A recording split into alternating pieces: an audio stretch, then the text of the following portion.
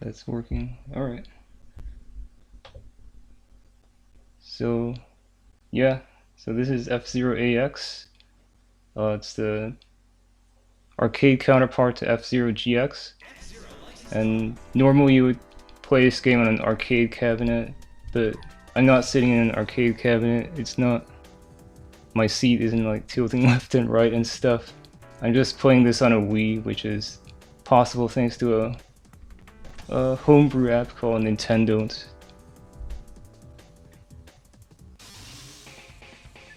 So yeah, AX in AX drifting physics are really different from F-Zero GX, and I'm gonna be using an AX only technique called T-drift or turbo drift. And basically I get my machine in a drifting state and then just strafe in one direction. And with certain custom machines, I can keep my T-drift by just driving straight. And it's the dominant speed tech in AX.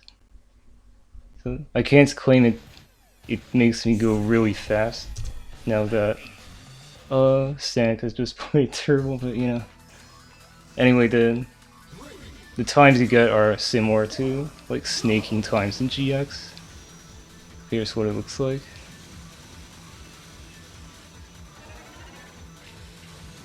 And like in this course I could theoretically keep it going like left facing T-drift all throughout the course, but it's faster to MT through the curves, especially because they're sloped. And just like turns slow you down a little bit in general when you're T-drifting at really high speeds, and like slopes on even surfaces slow you down more than that. So this is going pretty well. The steering is kind of sensitive, especially on Nintendonts, where the steering wheel's entire range is mapped to the GameCube control stick. But yeah, that was good. Exactly, this is developer intended. So that's about 2 seconds from my PB, that's good. I'll explain some of these menus later, but just want to point out there's some misleading info on the internet out there saying that the entire F-Zero AX game is hidden inside F-Zero GX, and they claim you can use an action replay code to play AX. And so the reason this is misleading is that what the action replay code does is it loads leftovers of the AX menus and modes, and like kind of combines them with bits from GX. And some menus are missing, and the racing itself just all uses GX physics, not AX. And it's also missing some unique AX sound effects. So it's an interesting code, but it definitely doesn't let you play the real AX. And if you want to play the real AX, you use Nintendonts like I'm doing here. So Nintendo's primary use is to play GameCube games, but it also has special code to play Triforce arcade games, since the Triforce arcade system is really similar to the GameCube.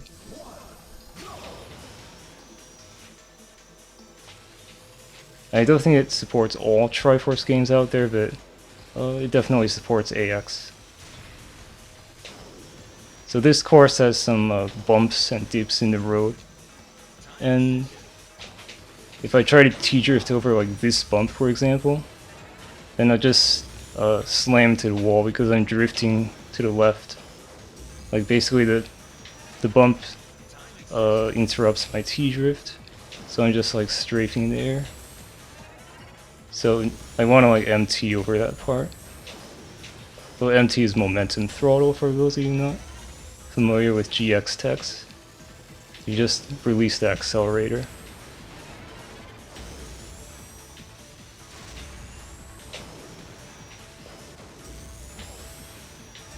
It's kind of hard to like explain everything and play at the same time, especially when there's a lot of turns going on and stuff, but yeah.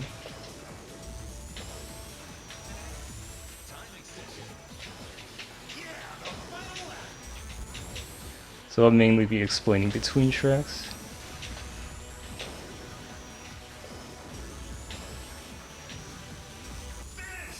Alright, pretty good.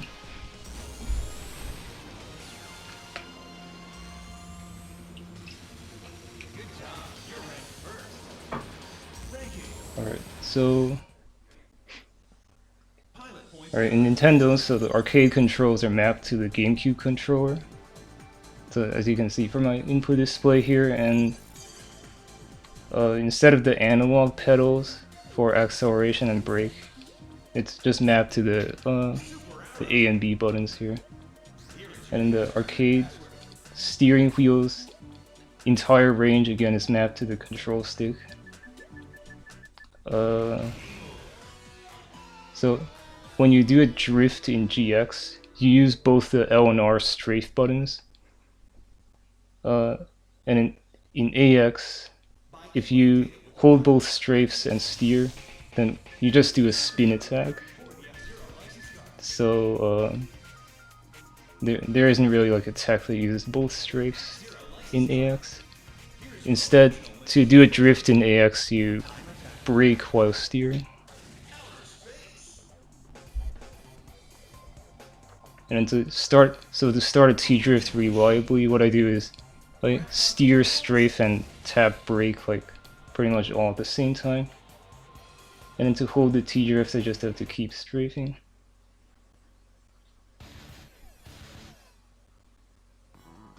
And so to keep the T-drift going, I can either just drive straight, or I can turn in the same direction as my strafe. But if I turn in the opposite direction of my strafe, then I tend to regain grip, unless I just steer like really gently. So if the track changes direction, then generally I have to change the T-drift direction like that.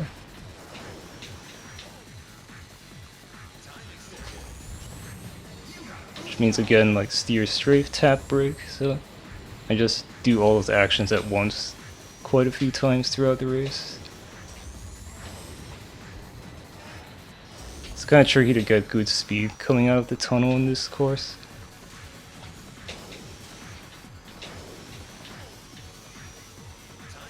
It's because the terrain at the end of the tunnel is kind of awkward. Okay.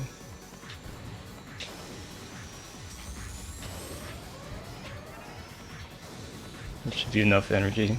Yeah. Right path is just faster if you can do it well, and like boost power doesn't help all that much in T-drift compared to like max speed, for example. So I just try to always take the right path.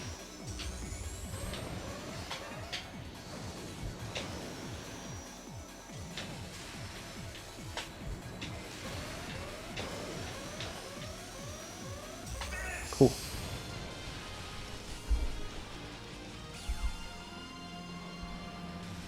Alright, so even when you're not doing T-drift,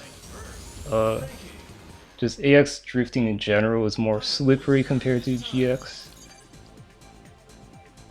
And it's like you can do small T-drifts in a way that kind of feels like quick turning in GX, but the control isn't as fine as in AX, so you can't really like turn on a dime. And if you know the MTS technique from GX, it doesn't work in AX, or it just doesn't do much for you. Like steering and strafing in opposite directions doesn't do anything special for your speed. Another difference in AX is that the timing that you accelerate at the start of the race actually matters, and the correct timing is a bit before the 1 in the countdown. So it's kind of like in the GBA F-Zero games. Like if you start too early, then you get a short boost, but then you kind of overheat afterwards. If you get just the right timing, then you just get like a boost fire without overheating. So it's like that in AX. It's just that there isn't that much visual cue of success or failure. You just like watch your speed carefully and see if it worked.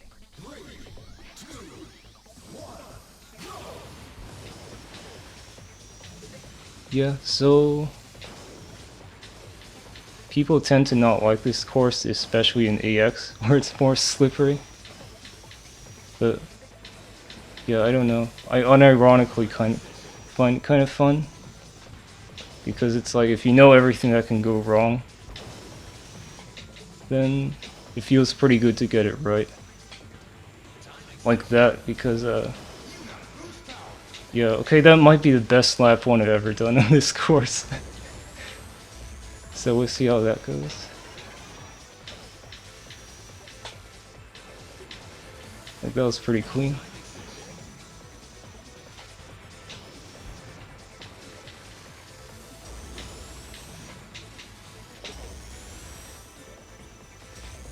That narrow stretch, you gotta be careful though. If you lose your T-drift, if you lose your T-drift on that stretch, then it's really hard to get it back.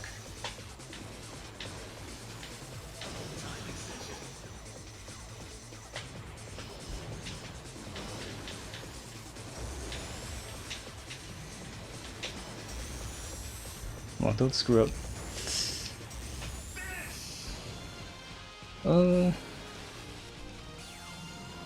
Yeah, so that's a personal best with really strange splits. Yeah, cylinder wave. Alright, so an AX card cabinet can accept 2 types of cards, and one is a licensed card, which can be used to track your progress in the game and save your best times, and then you can also accumulate pilot points, which is what this screen is about. You can use your pilot points to choose custom parts for your custom machine, or you can choose a pilot, like I've been doing.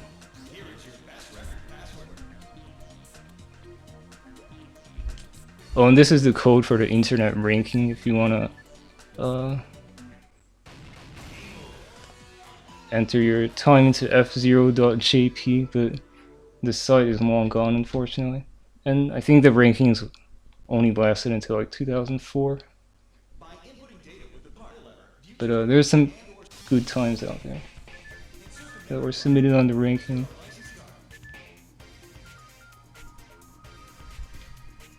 So the license card, so this is like my license card data here. It only lets me access a subset of the possible custom parts. And to access all of the possible custom machines, you need a GameCube memory card with GX Garage data on it, and then connect it to an AX machine. Unfortunately, Nintendont doesn't support that memory card connectivity. So I'm not using the best possible T-drifting machine here, but it's still pretty solid. It's called Heat Grampus.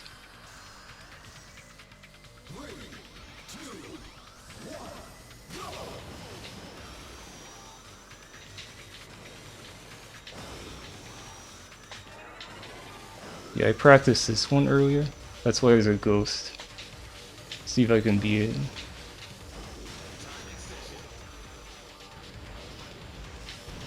Oh. Oh. Okay. Well, that's probably not happening at this point. Yeah, wow. Okay. Yeah, that's a start. So my controller right now, like, you know, not to make excuses or anything, but so the left-right calibration is good on this controller, but it does have a strong tendency to drift up or down, which is kind of dangerous for jumps. So I just gotta be a bit more careful than normal with this controller for jumps. It's kind of funny though, because a lot of AX machines out there, like, they have problems with the diving and nosing up calibration as well. So it's kind of like I'm emulating a slightly worn AX machine here. So, you know, it makes sense.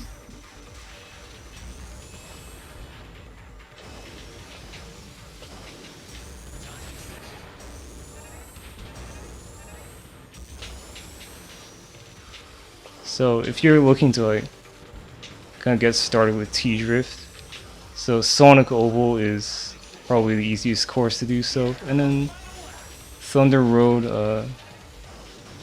like, you know, if you're just looking to have fun with T-Drift, Thunder Road is probably the second most fun. It's just that if you're trying to optimize it, then it's, like, to me, it's the hardest course. Just because you can go so fast and then there's some thin parts like this. So I almost always, like, hit the wall at least once in those bottlenecks. And if you manage to not hit the wall, then you just see how much faster it is when it actually happens. Oh. Alright, I tried to like boost in the middle of that. But kind of risky.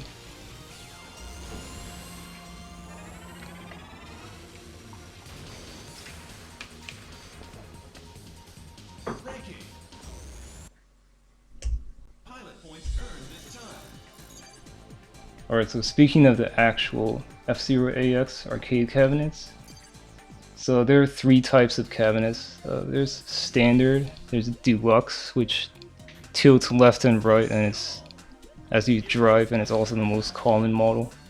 And there's the monster ride, which is like it's a pod, racing pod, which is like suspended in midair, and it moves in 3 degrees of freedom. Although there's only one monster ride known to exist at this point, but yeah. But the other models are pretty rare as well. Like, you're looking at maybe 5 to 8 arcade locations in the United States, which probably still have AX, and around the world it's maybe like 40 to 60 locations. If you do a web search for F-Zero AX locations, then you can find a Google map which tracks the known locations and has some details in them. So obviously with the pandemic going on, it's not a great time to go out hunting down arcade cabinets, but you know, you can plan a trip for the future if playing AX is on your bucket list.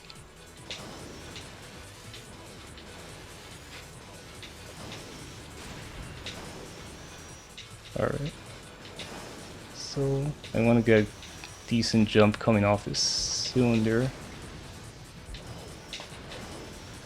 That wasn't all that decent, but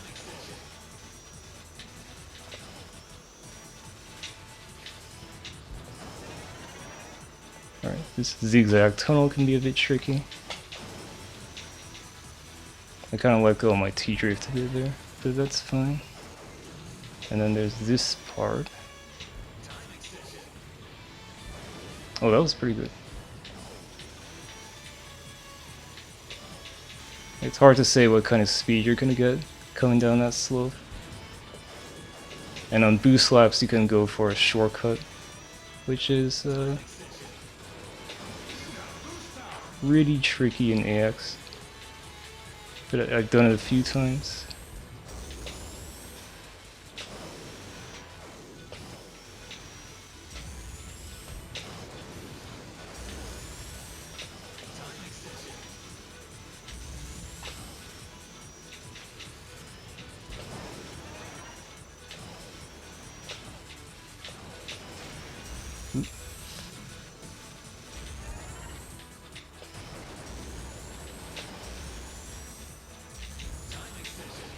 Oh, hit the wall there.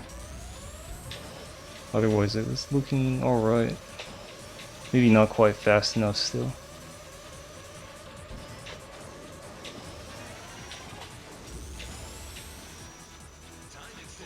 That's a pretty good lap though. Oh, I'm going fast. Thought it wasn't T-drifting long enough to go that fast.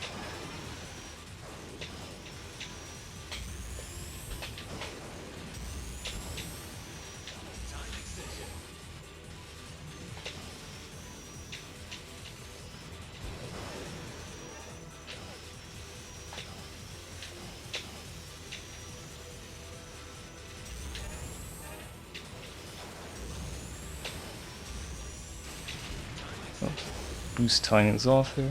Oh, that was a good dive again though. I gotta look into that approach.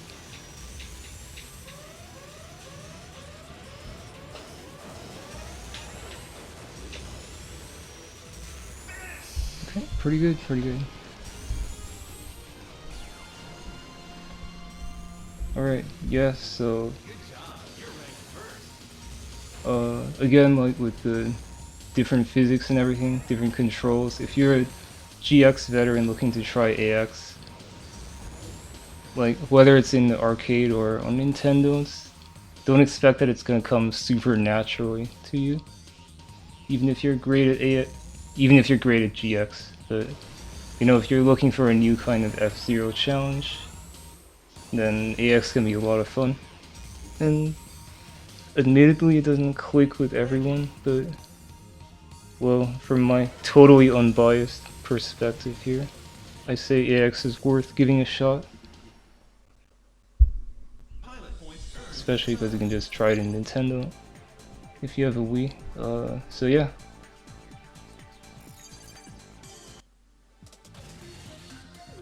We got some pretty uncommon pilots during this run, that's good. But my F-Zero license card just expired, so I gotta renew it on my next play. Anyway, let's see, how are we doing on the schedule right now? Guess we are a few minutes ahead, but it's like around there. Alright, let's see if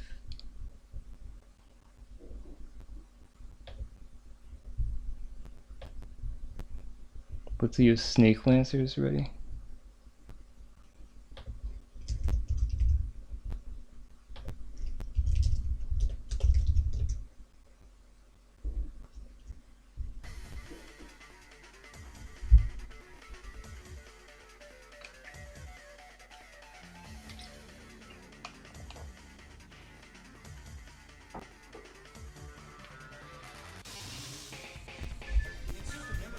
I'm not entirely sure if Snake Lancer is around at this moment, but I can do a couple of extra things here. Like I can show off Fat Shark T-drifting.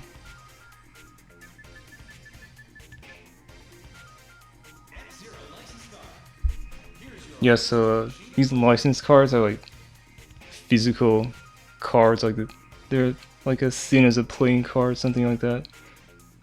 And so again, they track your data and stuff, and after every race, the F-Zero AX cabinet writes to the card. And so to prevent the cards getting like too worn out and possibly stuck in the machine or something, they make you get a new card after every 50 plays, and they just transfer the data to a new card. So Nintendo emulates that like renewal thing as well.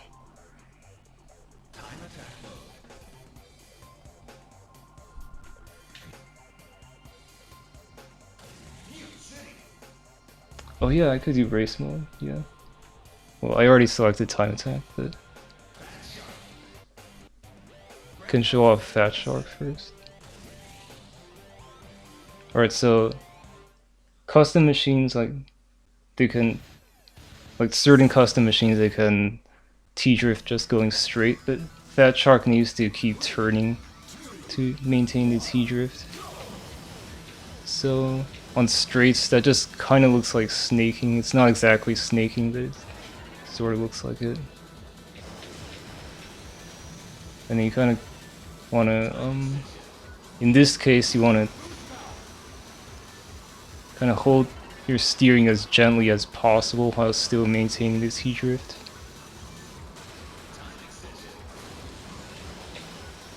Kind of tricky to do, especially with the sloped turns.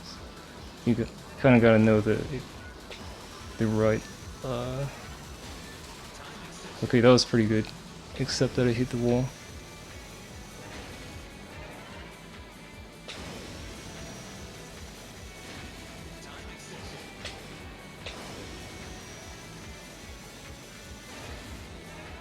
probably a bit wider than it should have been there.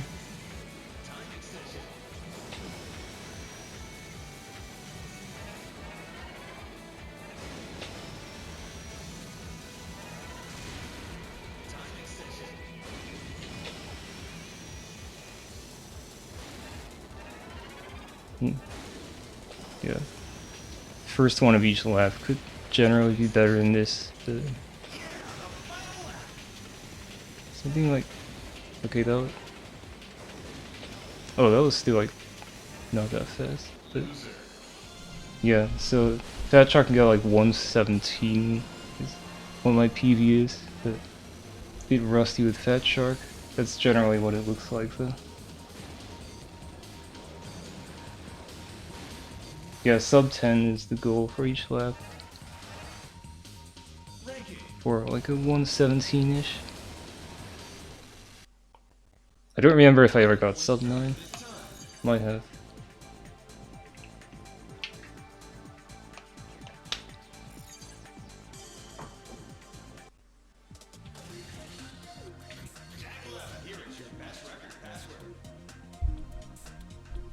Let's see.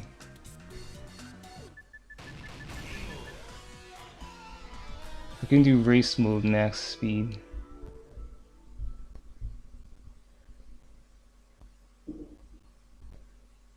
So max speed also feels a bit different because different from GX. Because you don't exactly have quick turns, and as I said, you don't have MTS. So you have small T drifts that are the closest thing you can get to quick turns, I guess. But they still feel a bit more slippery. It kind of depends on the machine though, because if you pick like Magic Seagull, it does kind of feel on the stable side.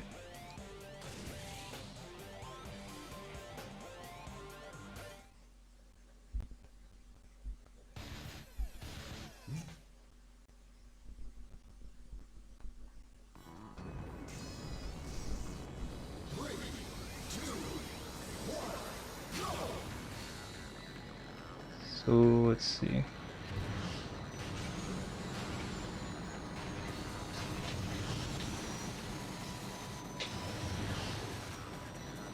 Alright, so it still kind of swings wider than I would have thought, but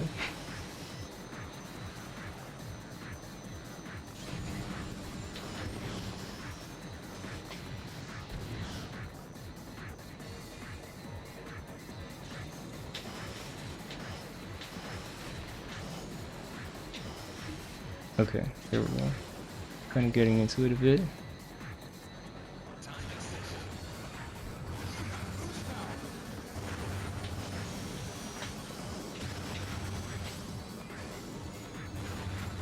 Well, I say that and then I reach the ice, but you know.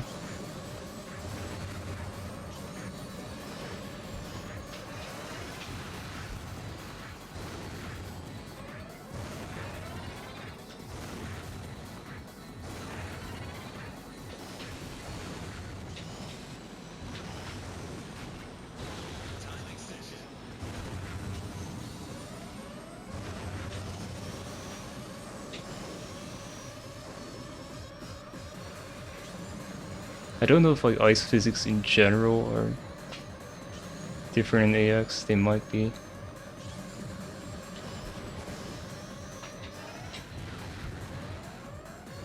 Like, I know with controls, AX kind of likes to be a little bit like X, F-Zero X for N64.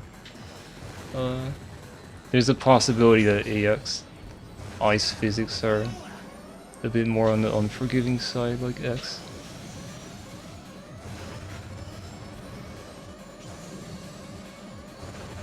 But don't quote me on that.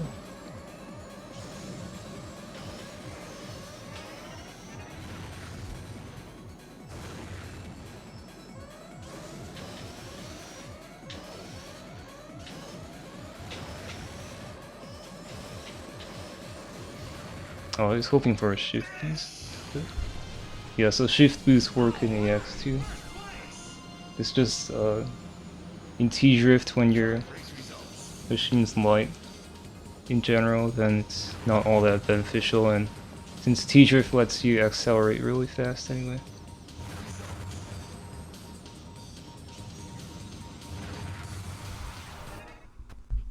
Okay, so Snake Lancer's here, so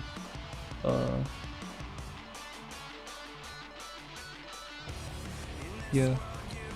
Let's show this off and then let's switch off to him. Oh, they're showing the credits here. I'll just show this a little bit.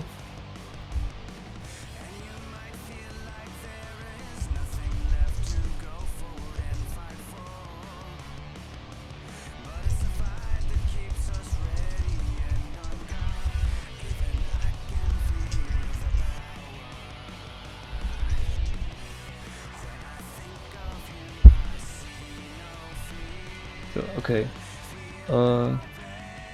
I actually don't know what triggers these credits, but it's just when you finish race mode that sometimes they appear. The ceremony here is like what always happens after race mode though. It's just that sometimes they show the credits too. Yeah, so one of those mysteries to solve sometime. Alright, so I guess that's about it. Gonna switch off to Snake Lancer now. He's gonna do some F-Zero SNES, so hope you enjoyed AX.